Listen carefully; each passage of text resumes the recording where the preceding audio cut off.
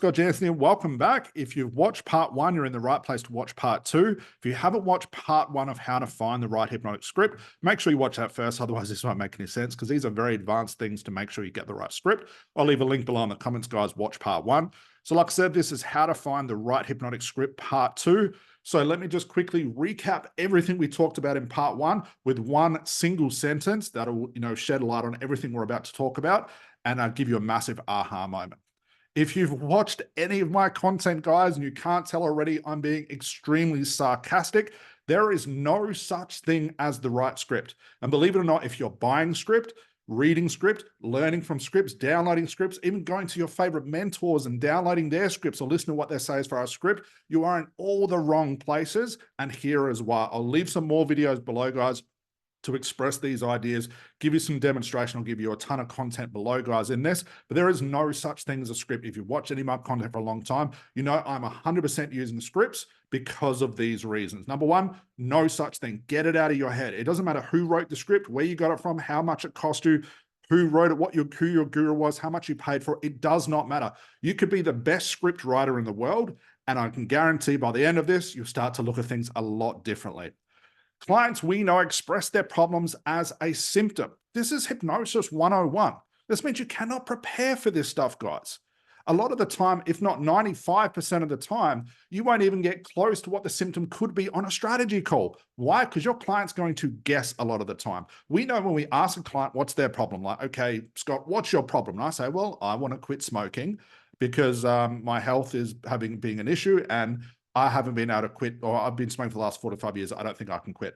Everything my client or me has just said there is a complete guess. So you can't go to your stop smoking script. You can't have a stop smoking technique. Why? Because the name says it. It is a symptom, guys. We don't know what a client's root cause is, so we can't prepare for this stuff. So if your script is, you might be saying, well, Scott, my script is full of my clients' words. It's full of their experiences. Then you've got to start to ask yourself, are these conscious experiences or unconscious experience? And, down the rabbit hole we go. You can't prepare for this stuff, guys. It is not a universal thing. When a client says, I have anxiety, this is a symptom. When a client says they can't lose weight, this is a symptom. And everything you can think of, guys, is a symptom because you're asking a client what their problem is consciously. Now, I'm not saying put a client into hypnosis. I'm not even an advocate of hypnosis. We're an advocate of therapy. And you won't know what this symptom or this root cause thing is, or what we call the unconscious truth. You might be 15, 20, 30 minutes into the session before your client has that massive aha moment and thinks, shit, that's what it is. Wow, it was because I was abducted by green aliens when I was 15 years old. That's the reason I smoke now. You can't prepare for this stuff, guys. So get it out of your head, no matter how good the script is. It is all a symptom. If you have a title at the top of your script that has been downloaded by your favorite guru that says stop smoking script, you are reading a symptom script. You are fixing a symptom, and that's why your clients need to keep coming back. Number three, no matter who writes the script, it's preparing the problem, it's solving the problem, guys. I think there's a big thing where therapists fall into, and I used to be this as well, guys. I put myself in this box, that we look at a mentor as who they are. We see that halo above their head. We see their success. We see their social media success. We see who they are. They're a big name. And it's almost like whatever they say is pure gold without ever really digging into the background of it or seeing if, what people are saying is actually, or actually seeing demos and stuff like that. You sort of know where I'm going with this. So no matter who writes it, guys, it is fixing a symptom.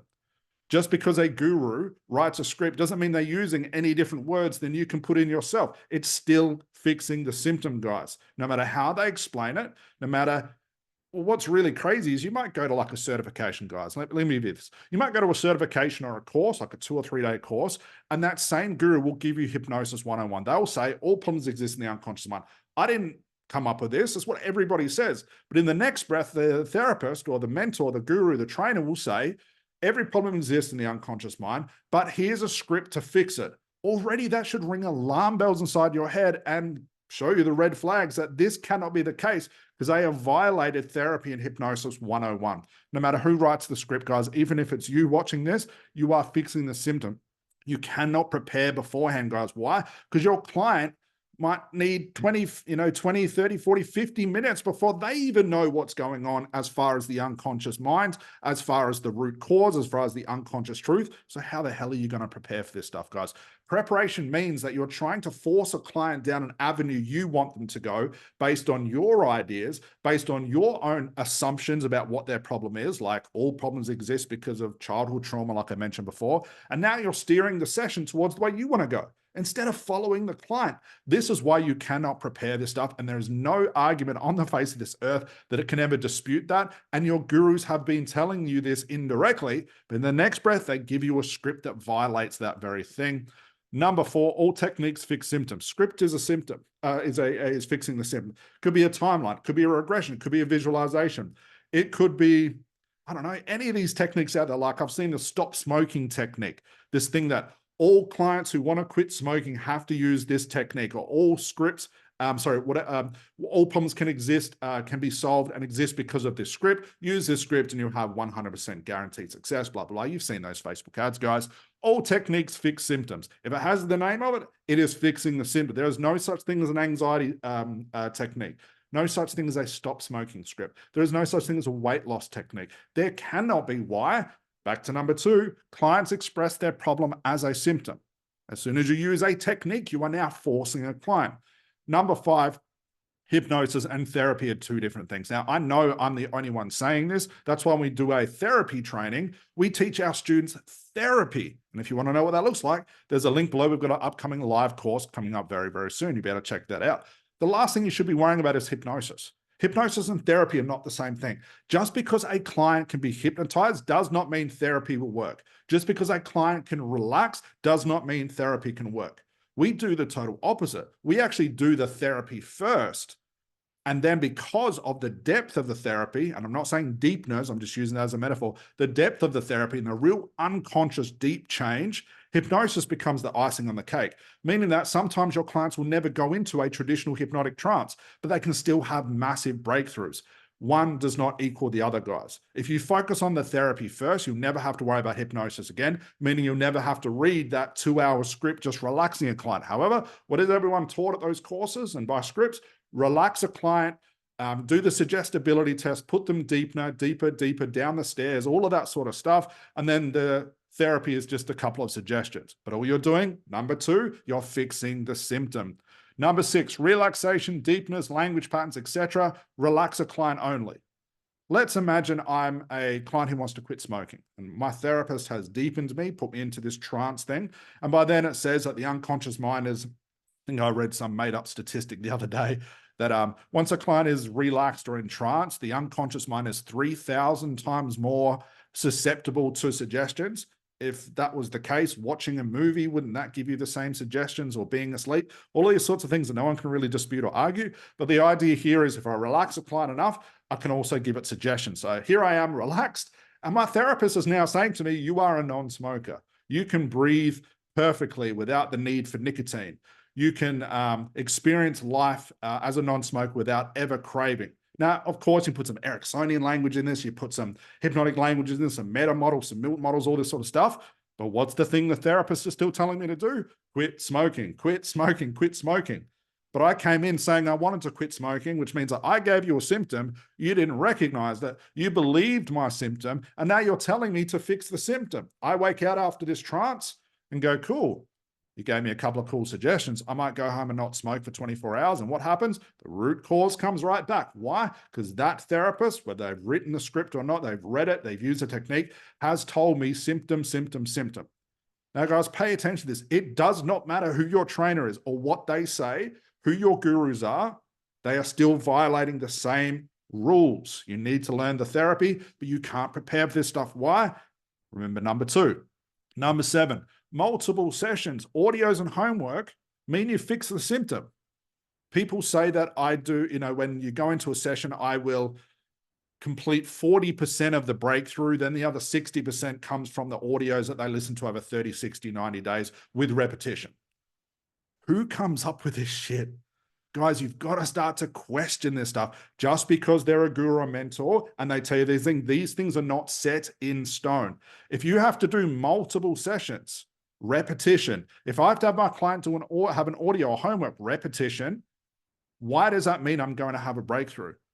Why can't I just do all the breakthrough in the session instead of the extracurricular stuff? And that's not even putting into account that clients won't do the homework. They won't listen to the audios. Repetition doesn't mean anything.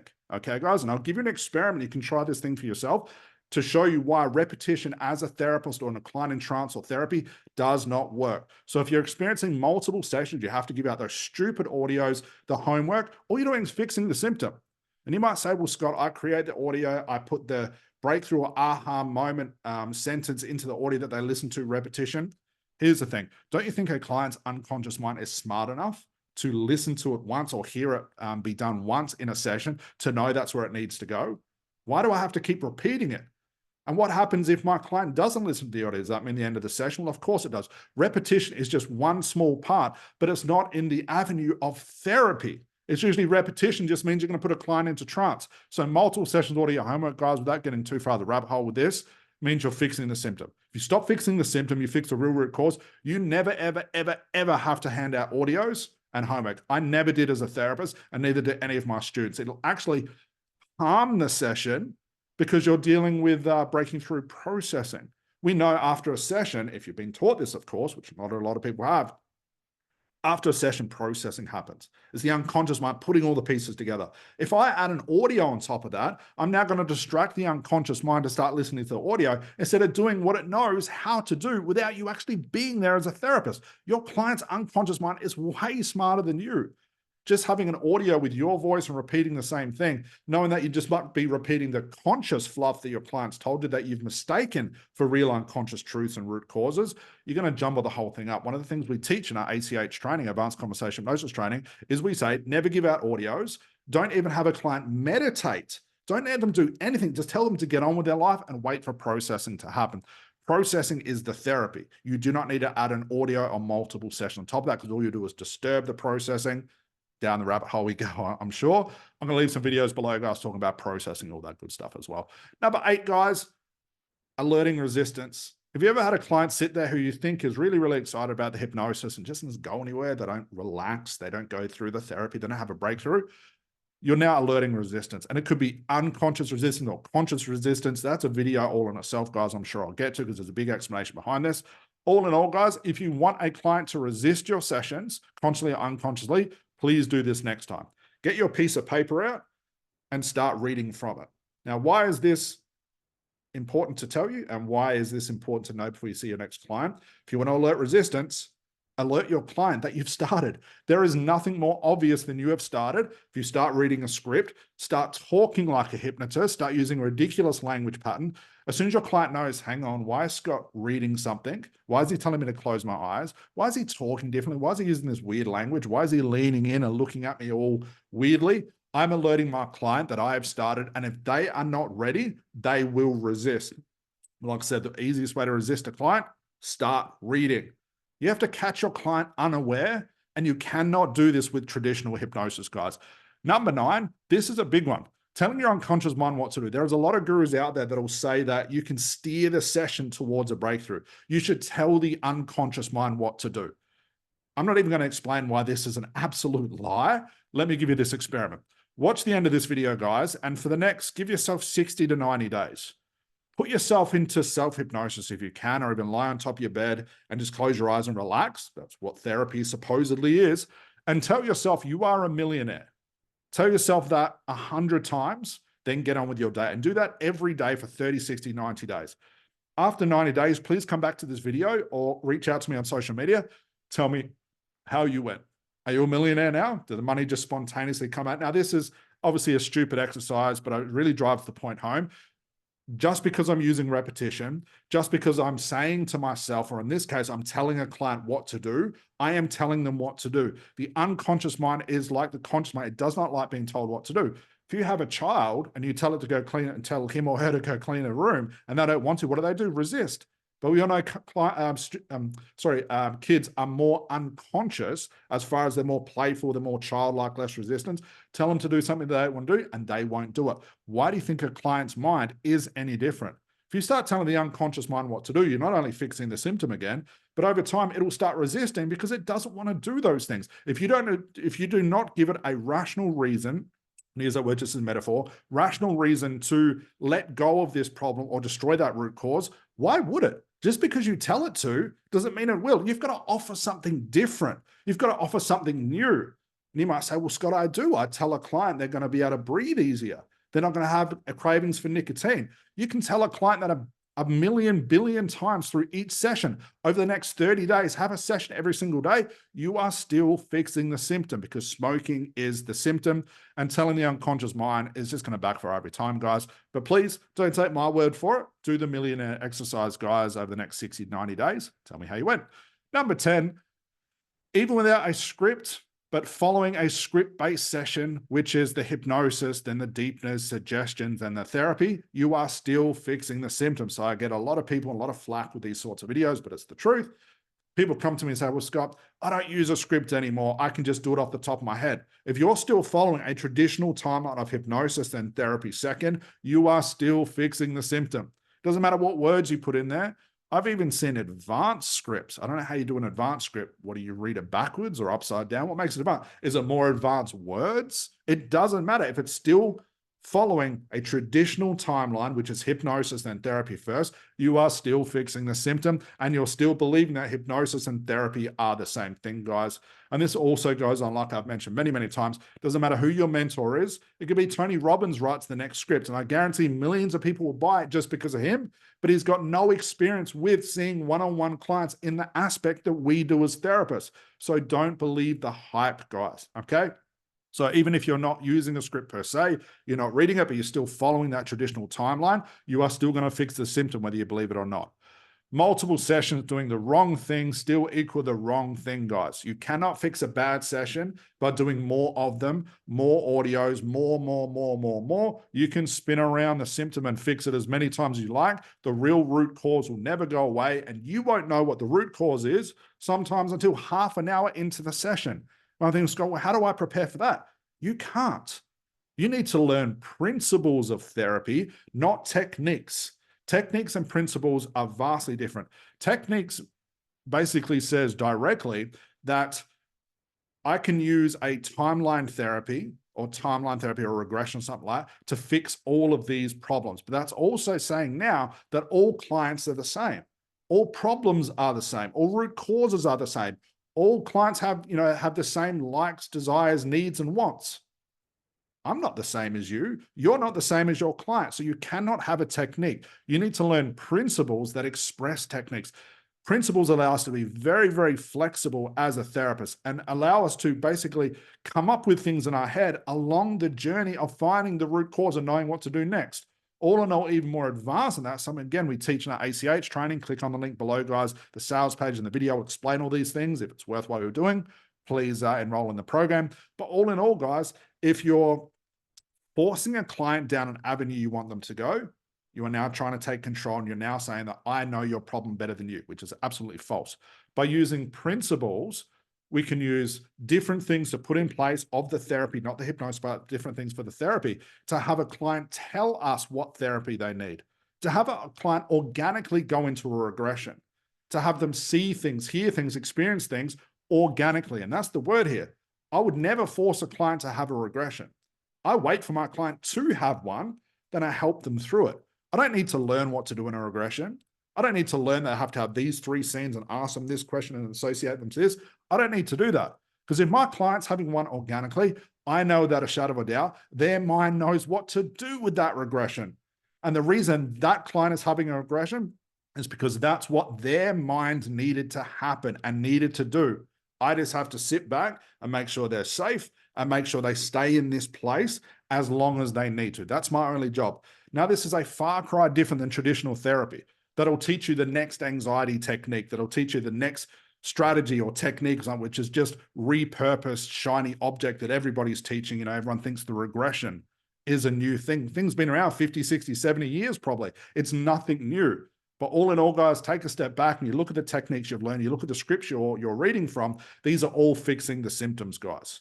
All right? So like I said, there is no such thing Clients express their problem as a symptom. We know this. You can't prepare for this. No matter who writes the script, it's fixing the symptom. All techniques fix symptoms. Hypnosis and therapy are two different things. Relaxation deepens language patterns, etc. Relax the client only. Multiple sessions, audios, and homework fix the symptom. Doesn't matter how many times you do it. Do the wrong thing enough. It's still going to remain the wrong thing. You're alerting the mind that you're alerting the mind, to resist as soon as you let your client know you have started. You're telling the unconscious mind what to do. If you don't believe me how resistant the unconscious mind can be to tell it what to do the millionaire exercise and let me know how you go. Even without a script, but following a script-based session, the more traditional timeline, hypnosis, then therapy, you're still fixing the symptom. You're just doing it without reading the script, but it's still script-based. Multiple sessions doing the wrong thing still equal the wrong thing over and over again, guys. So hopefully that was informative. That's how to find the right hypnotic script part 2. And like I said, I'm being extremely sarcastic with this. There is no such thing. Get it out of your head, guys, and you'll be a way better therapist. You'll be way more professional. You'll make more money. You'll speed up breakthrough. It's an endless positive thing for you as a therapist to let go of the scripts. Hopefully this helps, guys. I'll leave a lot of videos below to check out more of these ideas in video form. Bye for now.